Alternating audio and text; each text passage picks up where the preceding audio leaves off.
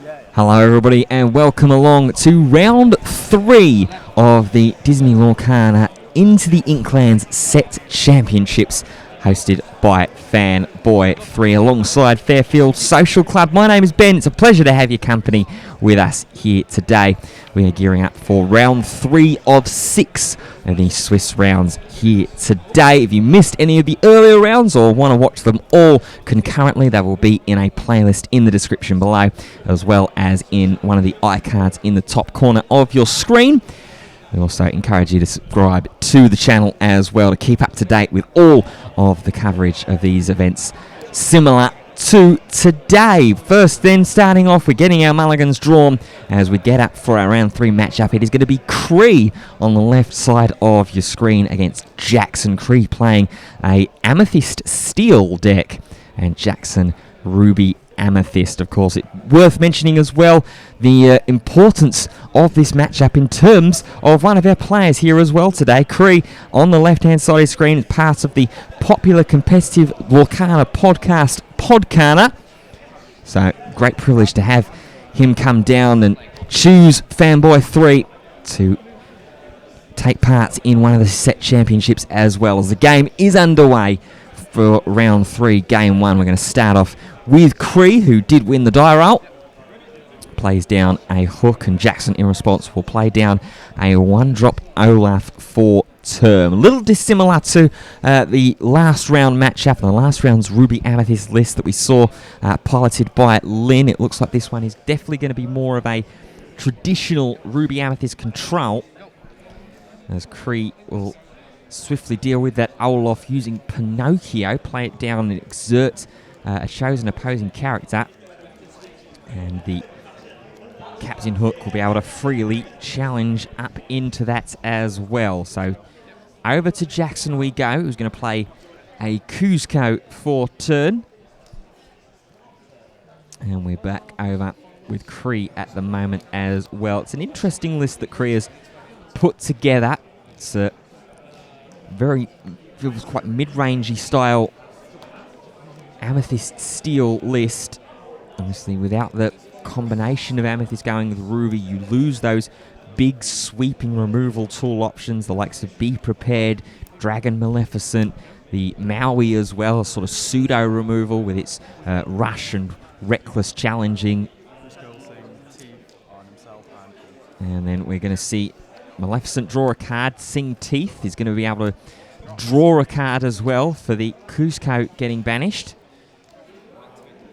And the turn gets passed over. Cree will start off by singing Friends on the Other Side. Draw 2 cards up for Cree. Still yet to ink his turn as well. Will now do so. Look like that was a shift Robin Hood. And he's going to play down the Rabbit Merlin. Is going to draw himself a card as well. So early game card advantage is the objective for Cree. Neither player questing as of yet. Maybe just in the sort of feeling out process of this opening game so far. Jackson will ink away the goat. Plays down an evasive Minnie Mouse. We saw the evasive characters putting in work in last round for Jordan. That very Minnie Mouse, with the lack of options that his opponent had to respond to it, and Jackson will be first on the scoreboard, sending that Maleficent to quest for 1. Turn pass then to Cree, who's got plenty of cards in hand to choose from, having drawn 3 outside of his allotted draw for turn, with the Friends on the Other Side and the Rabbit as well. We'll start off with the Merlin Crab challenging and taking out the Maleficent. Now paying 4 is going to be a Queen's Castle. This one might be getting a little bit more value in this round. I can see that there is the Maui in hand for Jackson, as Cree elects to move the Pinocchio onto the castle, will quest back up to 1 himself, draw the game level. As we were just hinting at and saying about there, Jackson does have the Maui in hand to try and rush in and challenge, deal some damage onto that castle. And looks like that is going to be the objective there. It's been dealt with by Jackson. Obviously, Crete wasn't necessarily to have known that the Maui was coming, but maybe could have potentially played around it slightly, tried to bait the Maui out, and then go in with the castle perhaps. But either way, Crete has to now solve this board state. Whatever he exerts is likely going to be challenged into. Has to be, unless, of course, the biggest workaround against reckless characters is that they can sing as well. So, first action with Cree was to quest up for 1. Now we'll bounce that crab straight back into hand with the snake. And we'll grant the challenger to the rabbit, deal with the Maui, draw an extra card as well. It's very clever sequencing. And we'll play down a second one to draw an extra card as well. Clever there from Crete in that turn. As we move right back over to Jackson, who'll be freely able to quest for 2 here in the air with evasive.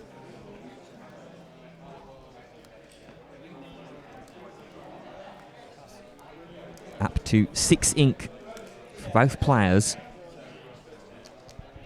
Jackson just thinking about what he wants to do at this point in the game. First going to play down a Merlin Goat. As soon as it plays down, we'll get a Law. And then we'll play Teeth and Ambitions to deal with the Pinocchio. Puts the extra 2 damage onto the Merlin Goat. And imagine if there is a snake as the last card in hand, or if Jackson draws a snake, and he'll be looking to bounce that goat straight back into hand. It is a fox, mind you, so that will be a way to get that extra Law from the Merlin Goat potentially. Turn on with Cree at the moment. It's going to pay 4 and Zeus the Minnie Mouse away. That is certainly one way that you can deal with evasives. Just have a mythological god lightning bolting it out of play. As we're then going to ink, pay 3, play the fox, bounce away the Merlin Rabbit, draw an extra card, and the snake will go questing as well. So turn on with Jackson. We know he's got the Madam Mim Fox in hand, so would be able to quest, then bounce to get virtually 2 Law for free out of the goat.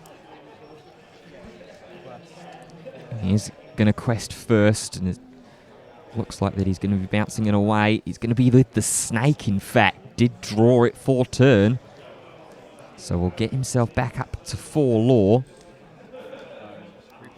and play it straight back down again. The Madam Mim and Merlin trampoline combo starting to get itself into effect here in round 3.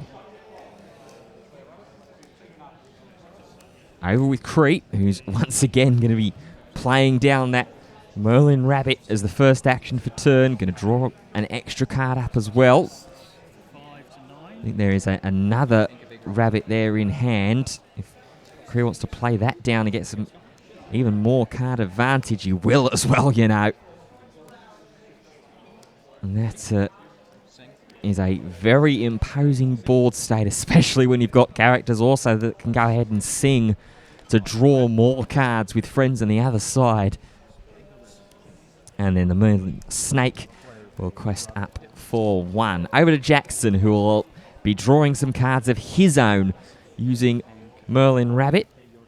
Will ink away the Olaf that he drew, but doesn't have too many resources, at least in hand, to work with at this stage. I think it's only the 1 card left in Jackson's hand, whereas Korea's got plenty through the combination of the repeated Merlin Fox plays and bounces and plays and bounces, as well as I think there's 2 friends on the other side that have been sung so far.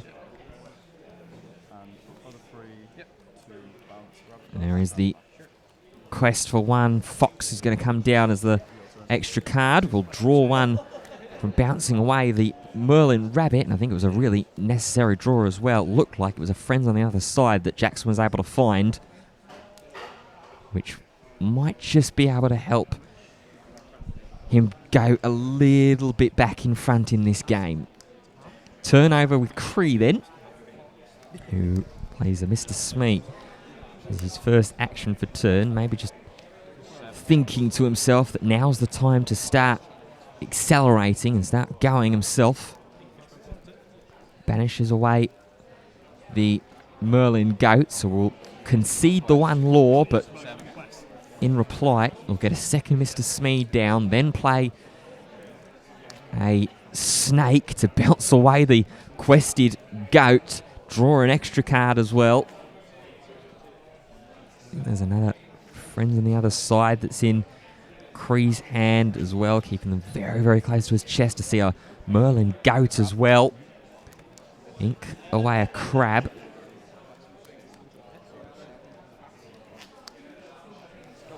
And we'll then pay 1 for a Pascal and pass the turn. There's another way we can see there in that Cree's list is able to deal with evasives, as Jackson immediately with his first action for this turn will use that Mem Fox to sing friends on the other side. Inks away a goat, and then it's going to just hard play Be Prepared, which I can only imagine was a find off of the friends of the other side, but was a necessary find as well there, as Cree was really starting to amp up the board presence.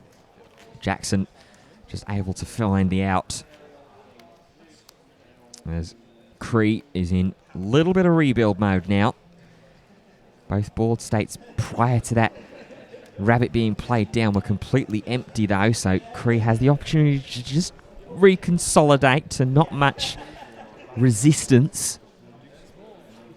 It's going to be goat and rabbit played both down this turn. 8-7 at the moment on the law counts, and then 1 more being paid. It's going to be a hook, and the turn passed straight over. Jackson will reply with a Merlin Rabbit of his own. Draws an extra card. I think he's got 4 ink left to work with, and he's just going to announce pass straight away. I think there's a Maui that's in Jackson's hand. He's just holding it out of sight at the moment. So if Cree does go questing, then Jackson will be able to reply. First off, we're going to sing though. Another friends on the other side from the rabbit. The goat will quest up to 9. And that's before Cree has even played any new potential threats and options. We are going to play down the fox, bounce the goat up, and get ourselves up to 10. So Cree's halfway there in game 1. It's been a back and forth and measured approach so far from both these players, but Cree in particular. Play down the Pinocchio, which is going to allow the fox to rush straight in as well. Jackson will get the 1 card draw from the rabbit being banished. But Cree, again, is firmly in the camp of get that wide board presence. And it's going to be unlikely that Jackson's going to have a second Be Prepared in hand. Quested up to 12 and passing the turn. As Jackson counts up his ink, he does have the second Be Prepared. The Cree played straight into the hands of, but he measured and surmised that it wasn't going to be a possibility. All that work that he'd gone through in that turn, building up that board state, gone in an instant. Cree does get the 1 more law though from the goat being banished. And now is just going to be back on the back foot once again. But boom, the first action for Cree will deal with the Rafiki that was played. Now Cree will find a Queen's Castle. And then for 4 more ink that's floated. Maleficent, played down, draw a card, and then will be moved with the last remaining ink into her castle right there. Passed over the turn to Jackson, who still, remember, does have that Maui in hand. So that does at least spell out some damage substantially onto the Queen's Castle, but I don't think that there's going to be a way to get rid of it this turn. In fact, he's going to actually ink it away. He's going to play out his entire hand here as Jackson. Play down a Merlin Goat and a Lady Tremaine. Will force the banishment of the Maleficent. Jackson then passes the turn. Cree will gain 2 lore from the Queen's Castle. How does Cree potentially look to close out this game? It's going to be with a Sorcerer's Spellbook to start. Pay 1, gain a lore. And then another 4. He's 4 lore away. A goat will get him to 17. I don't think that Cree has enough ink this turn to bounce it all away. He's going to play his entire hand out, though. The Robin Hood move the goat to the castle to try and protect it. And then we'll pass the turn over to Jackson here. Playing his hand out once again. Deal with the castle after the goat's been given challenger by Merlin Crab. And then Lady Tremaine will quest. First things first, before even drawing a card, he taps the spell book and quests for 2. And Cree, just like that, is able to take game 1. They're in the best of 3.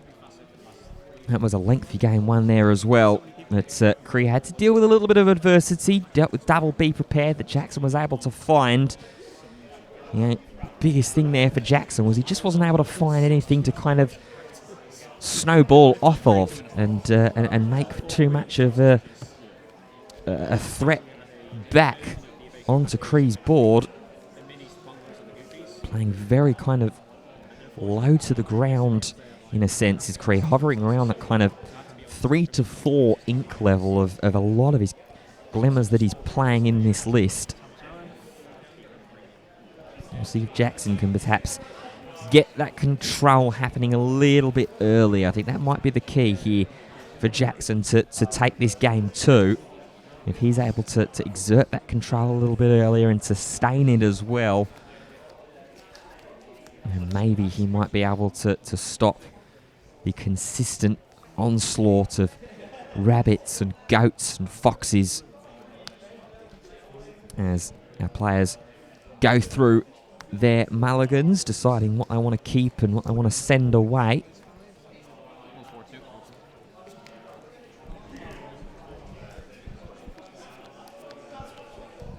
As we gear up for game 2 of round 3. If you've been enjoying the action so far and want to keep yourself up to date with any of the Lorcana events as well as other events for other card games as well, we encourage you to drop us a like and drop us a subscription as well.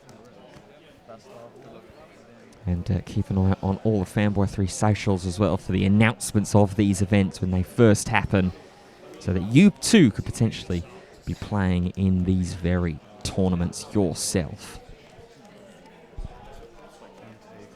So, game 2 underway. We're going to start off with a similar turn 1 as game 1 for Jackson. Ink 1 and play on Olaf. And then Cree looking at his hand to see a Baboom. Benj has just been inked. I think there's a spell book at the front of Cree's hand as well. For the first action for turn, he's going to be playing down a Pascal. Doesn't have evasive just yet. Needs a second character in tow to be able to get that. And he's not going to get it at all as Pinocchio comes down, exerts the Pascal and challenges with the Olaf into it as well.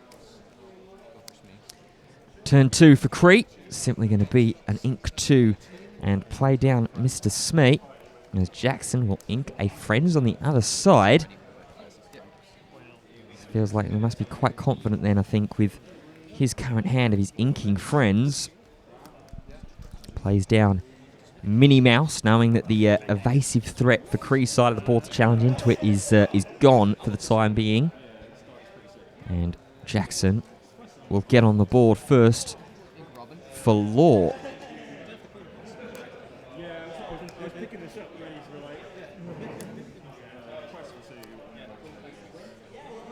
Cree then drawing after playing Maleficent.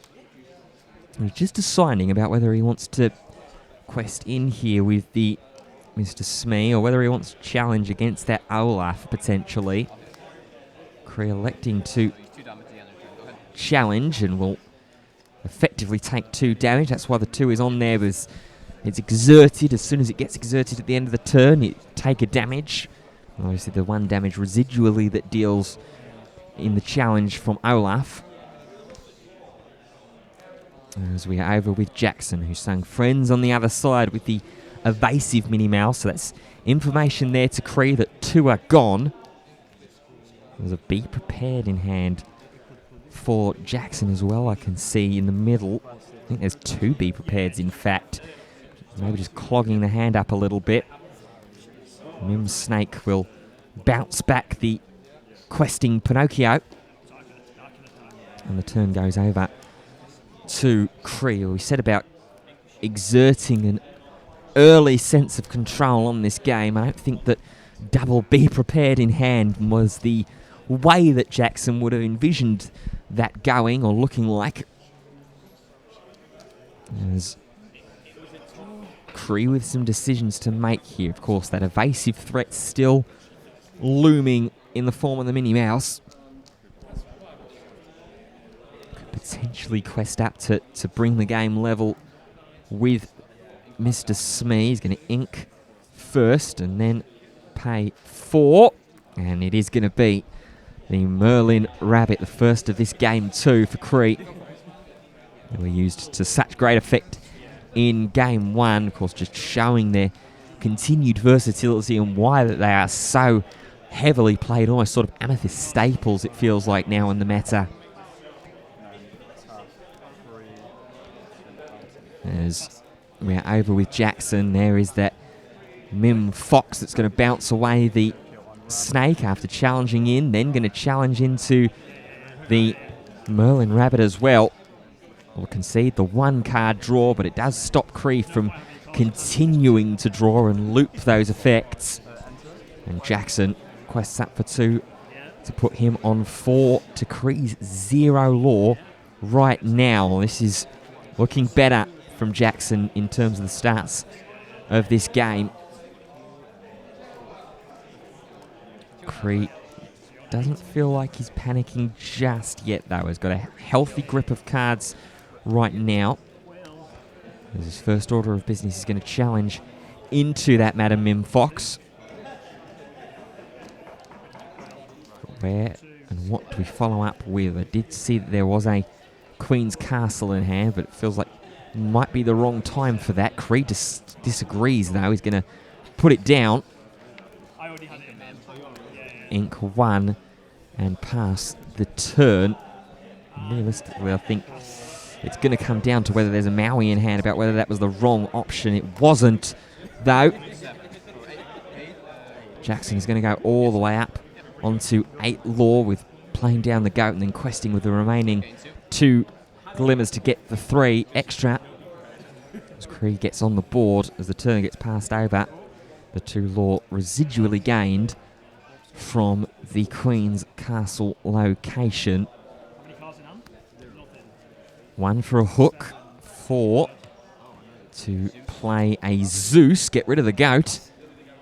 We'll put Jackson back up to 9. Of course, saw that Zeus going into the evasive Minnie Mouse in the last game, but I think Cree recognising that in this board state right now, that goat is the biggest threat because of the bounce effects and the looping effects that Cree will know all too well playing Amethyst. Jackson doesn't necessarily mind it though. He's just going to engage in a race. Will mim Fox away and bounce the Pinocchio back into hand. Will then challenge straight into the Captain Hook as well. So that's good work there from Cree to sort of read that the bounce effect of some description was coming. And Zeus into the goat the turn prior. But it still doesn't shake the fact that he's slightly on the back foot right now. There is another Merlin Rabbit to draw another card. Still has, I think, 3 ink available here. Well, ink return now. And is just thinking about where he wants to go as well. Here is that tap 3. It's going to be a Merlin Crab. And the turn is passed to Jackson, who can get himself up to 16 lore this turn. And would then force Cree to start doing some challenging.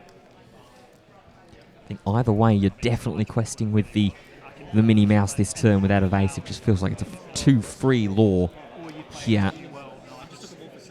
You really probably want is some kind of snake and goat combo along with the fox as well. But Jackson's going to start first with a challenge into the location. We'll put 4 damage onto it. And then quest for 3 with a remainder. And then just pass the turn. Still does have those 2 be prepared clogging up his hand at the moment. It's 3 be prepared, in fact. And that's why Jackson couldn't really find any follow-up. Triple be prepared in Jackson's hand at the moment. This might just help and buy Cree at least 1 turn to get himself back into game. Neither Merlin Fox or Merlin Rabbit nor Crab has damage onto them, so they are potential challenger targets if Cree sort of spells them out correctly. Still looking into the hand at the moment. First we will sing Zeus, now deal with the evasive Minnie Mouse. Cree feeling like it's the time to get rid of that threat. Then pay 4, a second Queen's Castle. That makes the maths a little bit more difficult for Jackson. Pay 3, Maleficent, draw a card. Still hasn't inked this turn either, so could potentially just ink 1 and put the Maleficent into the castle. Merlin Crab will challenge and take the fox down. And it looks like it is going to be ink 1. Put the Maleficent into the undamaged castle and send the turn over to Jackson, who was working with 3 be prepareds before this turn. Now plays down and finds a goat off the top, but no way to bounce it right now. Quest up to 17 for Jackson. If this Pinocchio, I can't see this Pinocchio surviving this turn here. We'll have to get challenged into, you'd imagine. So we're going to draw a card for the Maleficent being in one of the castles. Then the castles are going to trigger and gain 4 lore up for Cree. At the moment, Jackson, unknowingly, I think, with the... I believe Jackson is on 7 ink at this stage. He's stuck on 6, and this would be a catastrophe at this point, as the the rabbit goes into the goat, and the Maleficent will deal the remaining damage, put Jackson up to 18 lore. Cree, his follow-up plays a Smee, just thinking against playing down anything for 3 there.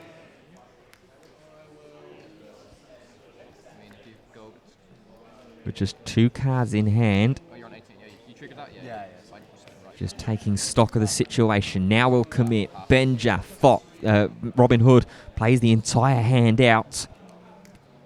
This is where Jackson needs to fire off one of those be prepared. Inks, Maui. Quest for one up to 19. This will be the be prepared. Had to be. In fact, that was the 7th ink that Jackson actually needed to find in order to play that be prepared, because without it, it would have been game over. And it still might be, though, with Jackson's hand and his empty board presence. Cree goes up to 14, finds a 3rd castle to threaten game as soon as the turn gets passed over. Jackson, though, finds a Merlin Crab, but I don't think that that's going to be enough. Cree passively will quest up to 20 and take the victory. We'll go to 3-0 off the back of 3 Queen's Castle. What a game that turned out to be there. Jackson got off to a good start in game 2, but just couldn't keep it around. 3 be prepared clogging out in the hand and allowed Cree to take the victory. Thank you for joining us. We hope you've enjoyed. We will see you in the next one.